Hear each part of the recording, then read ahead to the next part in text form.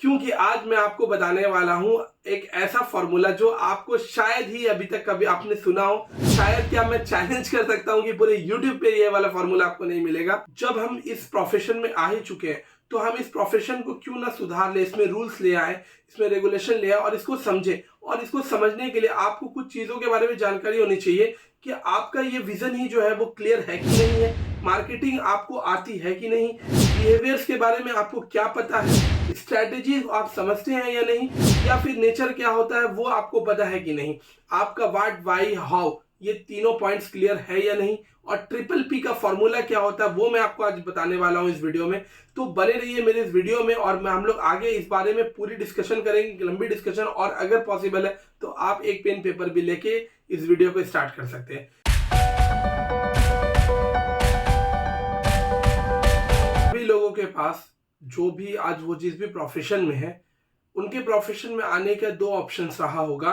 एक by choice, जो उन्होंने अपनी इच्छा से चॉइस किया होगा और चूज करके उस बिजनेस को या उस सर्विसेज में वो आए होंगे। और दूसरा बाय चांस, मतलब आप ना चाहते हुए उस बिजनेस या उस प्रोफेशन में आज आप काम कर रहे हैं जो आपने कभी सोचा ही नहीं था। जैसे कि मेरे बहुत सारी वीडियोस को मेरे फोटोग्राफर्स भाई देखते हैं। मैं उनसे पूछना चाहता हूं कि क्या कभी उनके लाइफ में उन्होंने अपने घर पे जब वो छोटे थे तब उनके मम्मी पापा ने ये कहा था कि मेरा बेटा बड़ा होकर फोटोग्राफर बनेगा। ऐसा कोई फैमिली में कभी भी कोई नहीं कहता है। और जो फोटोग्राफर है वो भी नहीं कहते हैं अपने बच्चों को कि मेरा बेटा बड़ा होकर फोटोग्राफर बनेगा, क्योंकि वो बोलेंगे मेरा बेटा बड़ा होकर के doctor, engineer, professor and so called social services और बड़े प्रोफेशंस के बारे में बात करते हैं। बट हेलो दोस्तों, मैं हूं ताबिश अजीम, जो कि बिजनेस भाई के नाम से भी जाना चाहते हैं। तो आप लोगों का बहुत बहुत स्वागत करता हूं। और आज की जो वीडियो है दोस्तों, वो डेडिकेटेड है हमारे संविधान के लिए, क्योंकि आज रिपब्लिक डे है और 2023 की रिपब्लिक डे यानी गणतंत्र दिवस की आप सभी को हार्दिक शुभकामनाएं। और साथ ही साथ आज सरस्वती पूजा का भी दिन है। तो आज आपके पास डुअल फ्लेवर वाली बात होने वाली है, मतलब शिक्षा और संविधान दोनों चीज का डेडली कॉम्बिनेशन मैं आपके साथ डिस्कस करने वाला हूं। क्योंकि आज मैं आपको बताने वाला हूं एक ऐसा फॉर्मूला जो आपको शायद ही अभी तक कभी आपने सुना हो। शायद क्या मैं चैलेंज कर सकता हूं कि पूरे YouTube पे ये वाला फॉर्मूला आपको नहीं मिलेगा, क्योंकि ये फॉर्मूला एक बहुत यूनिक फॉर्मूला है और मैंने अपने लाइफ एक्सपीरियंस से ये फॉर्मूला बनाया है। तो दोस्तों, आपको मैं एक बात सबसे पहले बोलना चाहूंगा कि आपके बिजनेस या सर्विसेज में आपका व्हाट, व्हाई और हाउ क्लियर है कि नहीं। व्हाट मतलब आप क्या कर रहे हैं या क्या कर रहे हैं या क्या करना चाहते हैं, व्हाट वो आपका क्लियर है। व्हाई, क्यों कर रहे हैं, क्या आप किसी को सोशल सर्विस देना चाहते हैं, आप अर्निंग करना चाहते हैं, आप पैसा कमाना चाहते हैं आपका, या किसी को आप सिखाना चाहते हैं सिर्फ, कुछ तो आपका व्हाई होगा, वो बिल्कुल क्लियर होना चाहिए। तो क्या आपका व्हाई क्लियर है, और हाउ, ये कैसे करेंगे, ये जो सफर आप कैसे तय करेंगे, ये आपका क्लियर होना चाहिए। तो इन तीन चीजों को तो आप अपने माइंड में सबसे पहले क्लियर करेंगे। और 5 पॉइंट्स ऐसी जो मैं अपने थंबनेल पे लिखा हुआ है वो मैं अभी आपको ये 5 पॉइंट ट्रिपल पी के फॉर्मूला पे आते हैं। ट्रिपल पी का फॉर्मूला क्या होता है दोस्तों? पी फोटोग्राफी का पहला अक्षर होता है और ये पी मैंने इसको फॉर्मूला में कन्वर्ट किया है जो है ट्रिपल पी। ट्रिपल पी का फॉर्मूला तो 5 पॉइंट्स के साथ समझेंगे दोस्तों इसको विस्तार से। पहला पॉइंट, विजन। विजन में ट्रिपल पी का फॉर्मूला क्या लगता है? Person, product, price. Person, product, price. अब समझेंगे। पर्सन, आपने जब ये डिसाइड कर लिया कि आप फोटोग्राफी वीडियोग्राफी के बिजनेस में आएंगे, तो आपको सबसे पहले ये डिसाइड करना है कि आपके जो पर्सन होंगे जिनके साथ आप बिजनेस करेंगे वो किस कैटेगरी में आएंगे। मतलब कि आप lower middle class, upper middle class, rich class, या कौन सी पर्टिकुलर कम्युनिटी के साथ काम करेंगे। मतलब कि जैसे कुछ फोटोग्राफर है जो प्रोडक्ट फोटोग्राफी करते हैं, कुछ फोटोग्राफर है जो फैशन शूट करते हैं, जो कुछ फोटोग्राफर वेडिंग, कुछ वाइल्ड, इस तरह से अलग अलग। तो आपको आपके जो पर्सन होते हैं वो आपको चूज करने पड़ते हैं कि आपको किस पर्सन के साथ आपको अपना काम करना है। तो यहाँ पे आपका जो है व्हाट और वाई वाला सेक्शन फिर से आ गया कि आपने विजन में पहले पर्सन को पता कर लिया, ठीक है।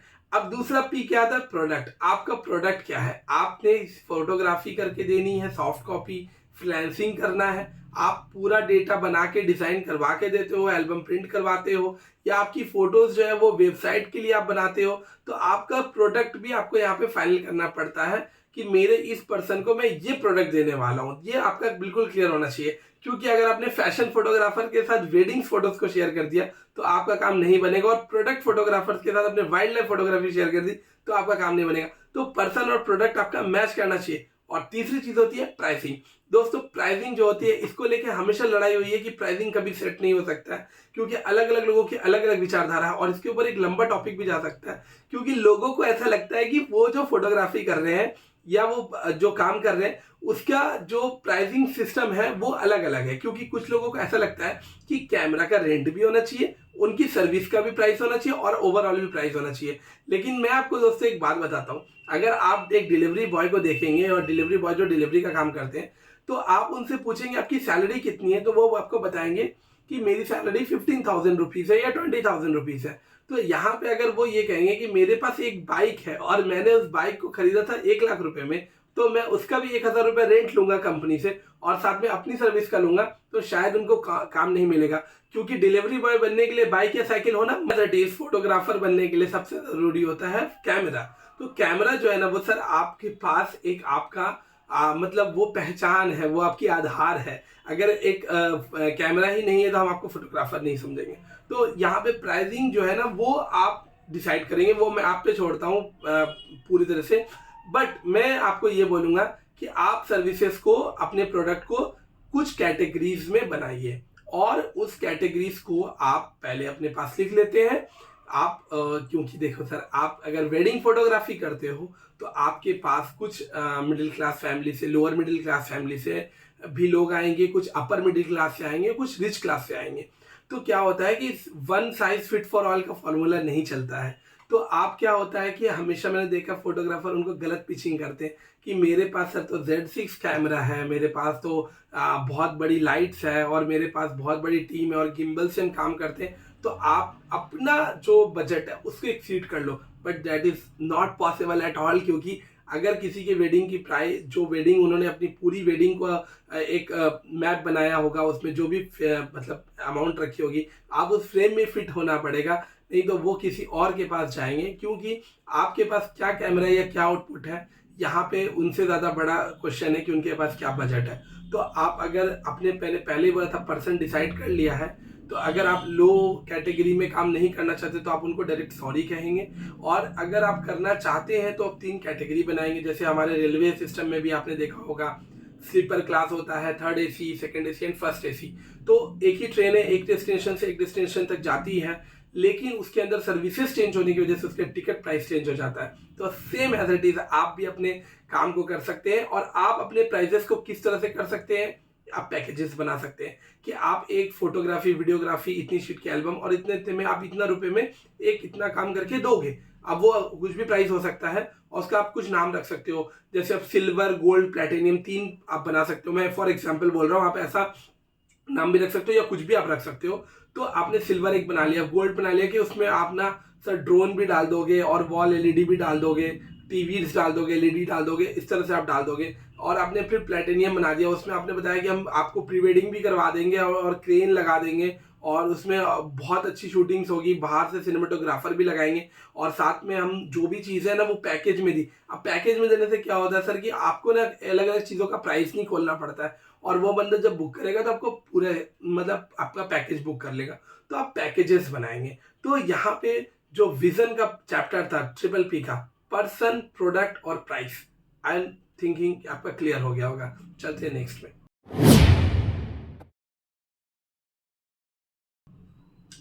अब है दोस्तों मार्केटिंग। दूसरा पॉइंट मार्केटिंग। मार्केटिंग में भी PPP अप्लाई होता है। PPP कैसे अप्लाई होता है? Post, first P, post.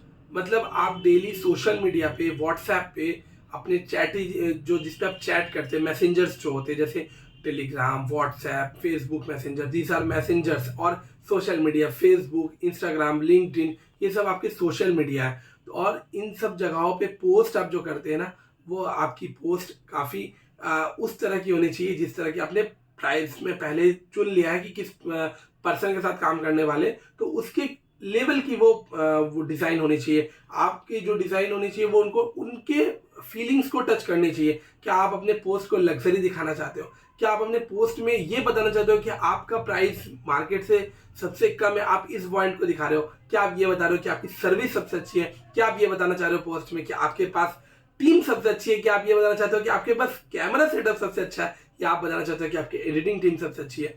किसी एक पॉइंट को जब आप मुद्दा बनाते हो, जैसे आप फॉर एग्जांपल मैं बताऊंगा आपको, जैसे एप्पल का फोन है, वो अपनी सिक्योरिटी, अपने सिस्टम और अपने कैमरास को लेके इतना फेमस है कि लोग दूसरे फोन को पसंद ही नहीं करते। उनके साथ पोस्ट है उसमें ये चीज को क्लियर दिखाना होगा। सेकंड, फोन्स आजकल दोस्तों बहुत इंपॉर्टेंट मार्केटिंग टूल्स बन गए, क्योंकि लोग जब भी आपका नंबर कहीं से भी लेते हैं, आपको फोन करते हैं, आपसे मिलने से पहले वो बात करते हैं।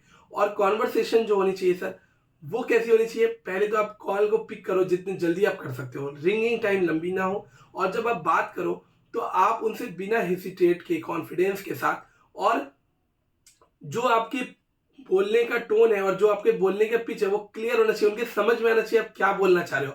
कई दफा हमारे पास कॉल्स आती है, वो अपने कंपनी का नाम और अपना नाम बोलते हैं, हम 3 बार रिपीट करके पूछते हैं सर आप कहाँ से बोल रहे हो, क्योंकि वो क्लियर नहीं होता है। तो आपका जो है वो ग्रीटिंग्स क्लियर होना चाहिए, आपकी कंपनी का नाम, आपका नाम क्लियर होना चाहिए, और आपकी जो बातचीत होनी चाहिए वो क्रिस्टल क्लियर होनी चाहिए, सब कुछ साफ साफ होना चाहिए। आप उनकी जो इनपुट ले रहे हो, आप उनसे बात कर रहे हो, वो पहले पूरी अच्छी तरह से समझो कि वो बंदा कौन है, क्या चाहता है, किस लिए आया है, और तब आप अपने जो पैकेजेस है उनको बिल्कुल साफ साफ बताओ। और पैकेजेस एकदम सिंपल होने चाहिए, आराम से समझ में आना चाहिए, उसमें आप ज्यादा ट्रिक्स नहीं लगा सकते। तो यहाँ पे आपकी फोन्स बहुत बड़ी इंपॉर्टेंट रोल प्ले करती है। और तीसरा पी होता है प्रमोशंस। प्रमोशंस मतलब जब आप वेडिंग्स करते हो या आप कोई एक्टिविटी करते हो, कोई भी बिजनेस से हो, तो वहां पे भी आप स्टैंडी लगाओ, वहां पे भी आप बैनर्स लगाओ, और अपने प्रमोशंस जो है वो यूट्यूब पे भी डाल दो। आप अपने प्रमोशंस जो है वो क्रॉस मार्केटिंग करने के लिए भी करो, एल्बम्स पे लोगो लगाओ, और ऐसे ऐसे लोगों से मिलो जहाँ पे, जैसे कोई टेंट का काम करता है, जैसे कोई होटल्स है, वहाँ पे वेडिंग्स होती हैं, तो उनको भी आप बताओ कि सर अगर कोई आपके पास क्लाइंट आता है तो हमें आप प्रमोट करें, उसके लिए आप उनको कुछ भी डील कर सकते हो उनके साथ। तो प्रमोशंस पे भी आप हमेशा ध्यान रखो, इससे भी आपकी बहुत अच्छी मार्केटिंग होती है। कभी कभी ऐसे लोग आ जाते हैं जिनको इमरजेंसी आपके साथ काम करवाना होता है, और वो ढूंढते कोई इमरजेंसी के लिए कोई बंदा मिल जाए, तो आपका वहां पे जो प्रमोशंस वाले जो लोग हों वो आपके बारे में बता पाए। थर्ड पॉइंट आता है बिहेवियर। बिहेवियर के अंदर ट्रिपल पी क्या आता है? प्रेजेंस, प्रेजेंट्स और पॉइंट्स। अब ये थोड़ा ट्रिकी लगा होगा सुनने में, मैं आपको इसको अच्छे से समझाता हूँ। प्रेजेंस, फर्स्ट ऑफ ऑल आपका प्रेजेंस जो है, जैसे कि आप किस तरह से जाते हो, आप वहां पे जाते हो तो क्या आपके पास एक आईडी कार्ड है? क्या आपने एक ऐसी जैकेट पहनी है, जैसे मोबियस या बड़े ब्रांड्स जैकेट बनाते हैं फोटोग्राफर की, क्या वैसे अपनी जैकेट वेयर की है? क्या आप शूज में जाते हो? क्या आपके पास रिस्ट वॉच है वहां पे? या आप वहां पे जो जा रहे हो आपके पास फोन के लिए ईयर डॉप्स या ब्लूटूथ है, कि आपको फोन्स के लिए बार बार फोन्स को मतलब मोबाइल को निकाल के नहीं बात करना पड़ता है। ये चीजें जो है ना, ये प्रेजेंस है आपकी। जब आप जाते हो तो वहां पे एक ऑरा आना चाहिए कि एक फोटोग्राफर आ गया, एक वीडियोग्राफर आ गया, एक सिनेमाटोग्राफर आ गया, और लोगों को पता चलना चाहिए, तो वो आपको रिस्पेक्ट से बात करेंगे। अगर आप अपना प्रेजेंस गड़बड़ कर देंगे तो शायद आपको लोग हल्के में ले लेंगे, और आपको वो इज्जत नहीं मिलेगी जो आप डिजर्व करते हो। प्रेजेंट, अब आप अपने आप को प्रेजेंट कैसे करते हो? क्या आपकी पूरी टीम एक जैसे ड्रेस में आती है? क्या आप जब अपने क्लाइंट से फर्स्ट मीटिंग करने जाते हैं तो आपके साथ कई सारी डेमोज होती हैं? क्या आप अपने क्लाइंट्स को जो वीडियोस दिखाते हैं उसके लिए आप वहां पे लैपटॉप या अच्छे हाई क्वालिटी डेफिनेशंस के ऑडियो ब्लूटूथ लेके जाते हैं, जो आप उनको दे के उनको एक्सपीरियंस करवा सकते हैं? मोस्ट ऑफ द केसेस में ऐसा नहीं होता है। जब आप उनसे मिलते हो तो आप खाली हाथ मिलते हो, ना आपके पास डायरी होती है, ना पेन होती है, और ना ही आप उनसे ब्रीफ लेते हो। ब्रीफ लेना मतलब उनके मन में क्या चल रहा है वो सुनना। और अक्सर क्या होता है, हम लोग कभी भी उनके मन की बात सही से नहीं सुनते, इन द सेंस कि उनके फैमिली उस वेडिंग को लेके क्या चाहते हैं, खुद ब्राइड एंड ग्रूम फैमिली उस वेडिंग को लेके क्या कहना चाहते हैं। और ये जब अगर आपका क्लियर हो जाएगा तो आपको काम करने में और भी ज़्यादा हेल्प होगी, और आप पहले ब्रीफ ले लेंगे तो आपके पास डिटेल आ जाएगी कि कौन से लोग हैं, कितने लोग हैं फैमिली में, मामा जी कौन है, मौसी जी कौन है, पापा मम्मी, आप सबको पहले से जानते रहेंगे। तो आपकी फोटोज या वीडियोस जो है वो पहले से रिजल्ट्स और भी ज़्यादा बेटर आएंगे। और अब यहाँ पे तीसरा पी आता है पेशेंस। पेशेंस मतलब आपके पास एक ऐसा पेशेंस होना चाहिए कि विपरीत स्थितियों में जैसे डिले हो गया, लेट हो गया, या काम आपने ज़्यादा समय तक वहाँ पे कर दिया है, या वहाँ पे आप जब गए हो तो वहाँ पे जो लोग हैं वो आपके साथ कुछ मिसबिहेव कर गए या कुछ ऐसा बात बोला जो आपके दिल को अच्छा नहीं लगा, आपके कान को अच्छा नहीं लगा, तो भी आप पेशेंस के साथ मुस्कुराते हुए वहाँ पे काम कर रहे हो और आपके वाइफ्स की वजह से वहाँ के लोगों की वाइफ्स अच्छी हो रही है। तो पेशेंस जो है एक बिजनेस के लिए, एक सर्विस प्रोवाइडर के लिए बहुत बड़ी चीज होती है।